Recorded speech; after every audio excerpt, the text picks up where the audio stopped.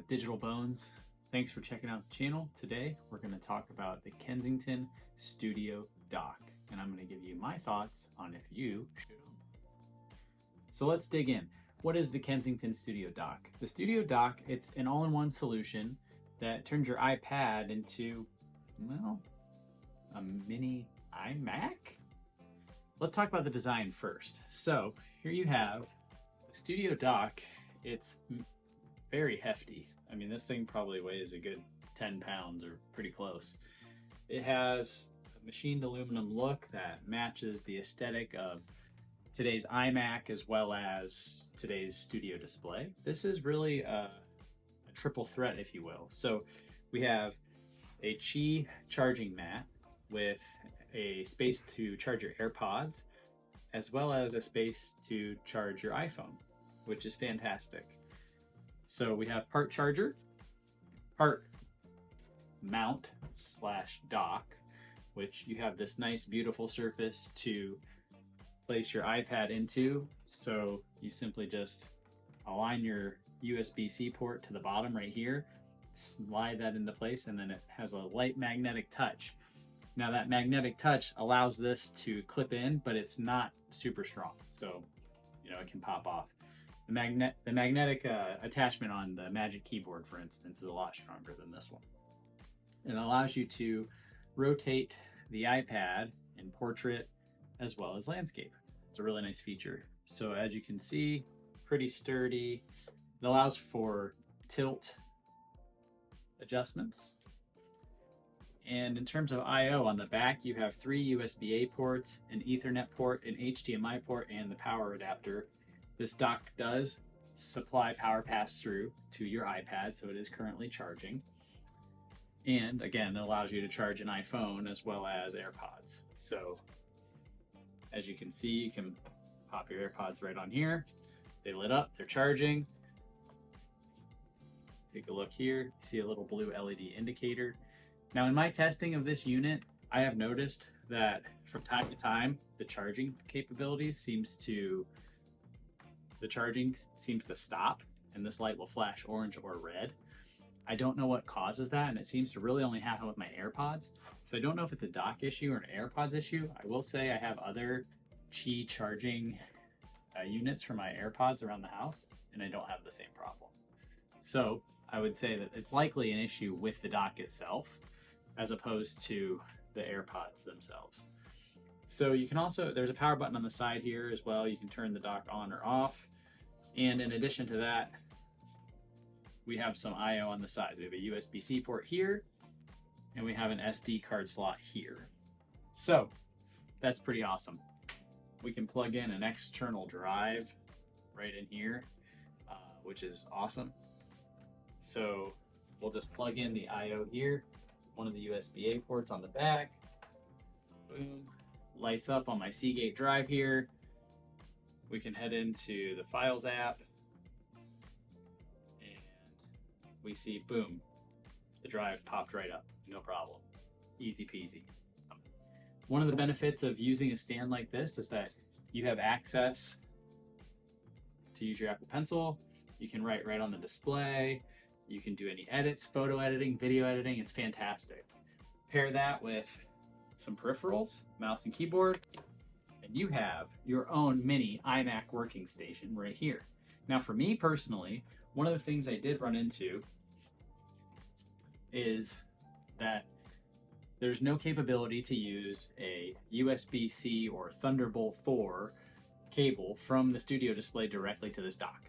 So you need to use a different cable, potentially a USB-C / Thunderbolt 3 or 4 cable that connects via HDMI into this device. Now I did buy an HDMI to USB-C cable. I don't think it was Thunderbolt, which was my problem, and it didn't work. So I wasn't ever able to get video to display from iPadOS to the Apple Studio Display directly. Typically you'd plug in your USB Thunderbolt cable here in the iPad's charging port and plug it into your monitor and you're good to go. But for me, that didn't seem to work.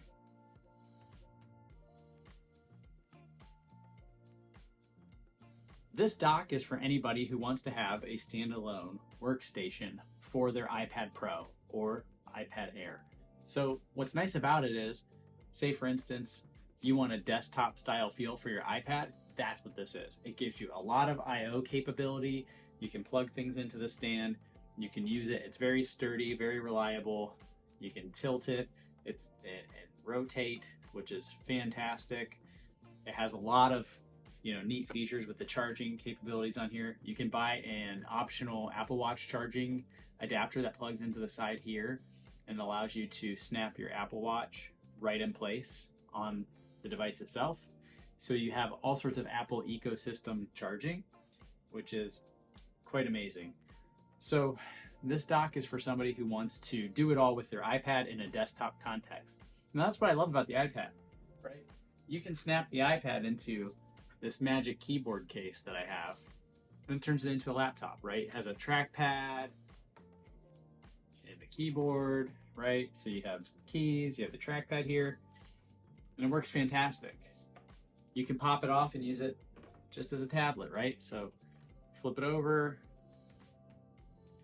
pop it out of the stand here, bam, on your way, right? That's what's fantastic about an iPad, right?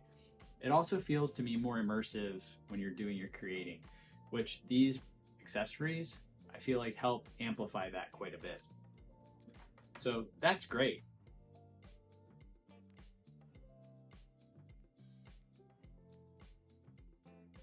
According to research online, it seems to be either it's overheating or getting an incorrect placement. But again, I've placed these things several different ways to try it out, rotated them, moved them around up and down. It doesn't matter. It still does it every time.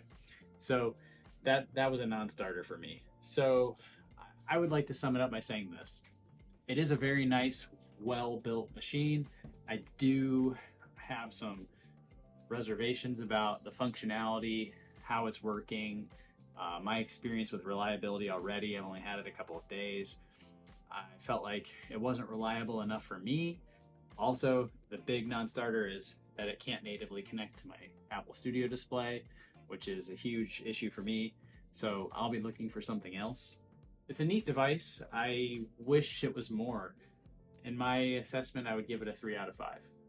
If your use case is you don't need an external display, if you don't really care about the charging, then this is for you. However, it's a hefty price to pay for something like that. I feel like there's other options on the market that we could dig into that would probably serve our needs a lot better.